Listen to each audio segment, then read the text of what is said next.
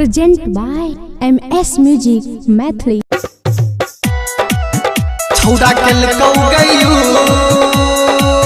हा गुज गुज बुझाई छ। जय मां काली रिकॉर्डिंग स्टूडियो फुलपरास चौक से। छौड़ा केल कौ गयू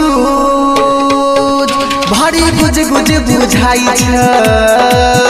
छौड़ा केल कौ गयू छौड़ा केल कौ गयू भारी गुज गुज बुझाई छ। झोली के बटन खुलल बुझाई छ। छौड़ा केल कौ गयू भारी गुज गुज बुझाई छ। छौड़ा केल कौ गयू हा गुज गुज बुझाई छ। Singing by Ramesh Rasila Rasila DJ Chandeshwar Pandit Phulparas Chowk. DJ Mukesh Sharma.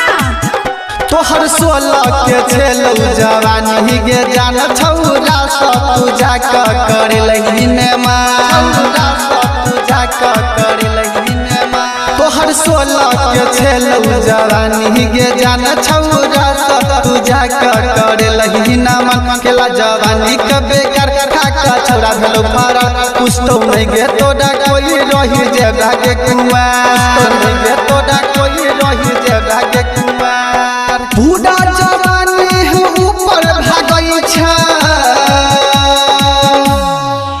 छौड़ा केल कौ गयू हा गुज गुज बुझाई छ। छौड़ा केल कौ गयू हा गुज गुज बुझाई छ। छौड़ा केल कौ गयू हा गुज गुज बुझाई छ। जय मां काली रिकॉर्डिंग स्टूडियो फुलपरास चौक से। मुकेश शर्मा। पहले छेलौ जवानी गे कनी फूलल अब लागै छौ देखै में घूलल घूलल। अब लागै छौ देखै में घूलल घूलल। पहले छेलौ जवानी गे कनी फूलल अब लागै छौ देखै में घूलल घूलल। मत पीटै छौ सब छौड़ा कोना क केल कहू गे तोरा। हमरा त लागै 1 2 3 10 को केल कहू गे तोरा। हमरा त लागै 1 2 3 10 को केल कहू गे तोरा। राइटर रुदल हसू पर बुझाई छ। रसीला केल कौ गयू हा गुज गुज बुझाई छ। रमेश केल कौ गयू